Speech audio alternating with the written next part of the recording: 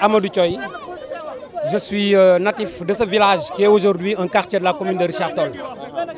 Donc aujourd'hui, nous nous sommes réunis aujourd'hui ici à travers une provocation que la compagnie sucrière sénégalaise nous a faite.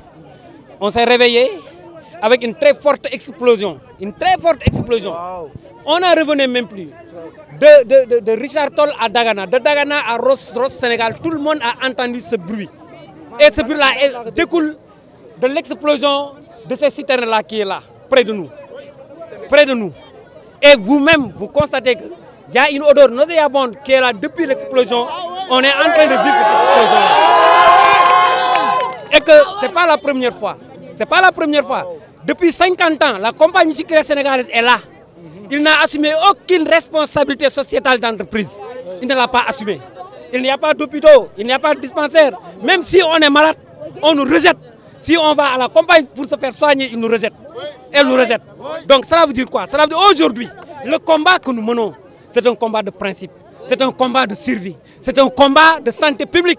Et nous constatons aujourd'hui que nos santé sont dangereusement menacées par la pandémie.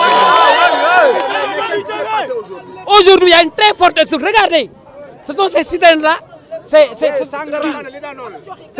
l'usine d'éthanol qui a causé une forte explosion. Et cette explosion-là a occasionné beaucoup de dégâts. Tous les écrans, tous les téléviseurs écrans plats de ce quartier-là ont été détruits. Les frigos ont été détruits. Tout a été à cause de cette forte explosion. Donc, les gens sont malades. Il y a les malades qui sont là. Beaucoup de personnes sont évacuées à l'hôpital. Beaucoup de personnes. Il y a beaucoup de mamans à l'instant même, ils sont à l'hôpital en train de souffrir. Et cela, on ne peut plus continuer à vivre cela. Il est temps que la compagnie sucrière s'arrête. Il est temps que les autorités publiques prennent leurs responsabilités face à ces dérives de cette compagnie sucrière. Cette compagnie de malheur. Donc, nous avons rencontré tout le préfet. Le préfet est à la compagnie sucrière accompagné de 3 de nos mandants. Et nous les attendons ici, de pied ferme. Nous n'allons pas nous réduire à la compagnie sucrière sénégalaise. Nous allons nous réduire ici, dans le quartier de Ndiagué, avec la présence de tous les jeunes, toutes les femmes, de tous les hommes, pour qu'on puisse décider le temps. Alors, nous avons dafa am benn explosion bu nga xam ni fii ba Rosso Sénégal fii ba Dagana da nga koy dégg rawatina ñi nga xam ne ñoo dëkk nii gën si koñ bi jàkkaarloo compagnie sucrière.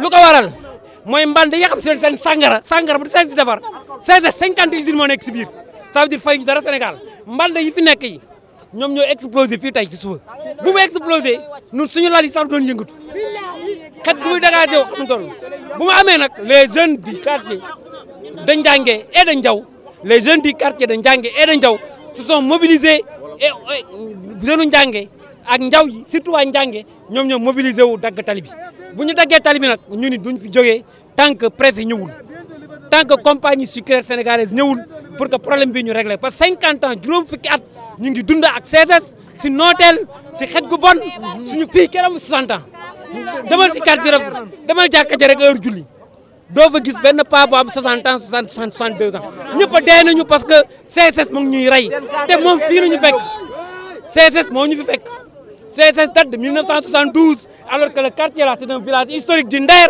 ancienne capitale du Nder et que ce que nous voulons mooy nañu toog CSS ñëw ñu régler ce problème là usine bii gin muy defar sangara na fi jóge am na àll bële ci kaw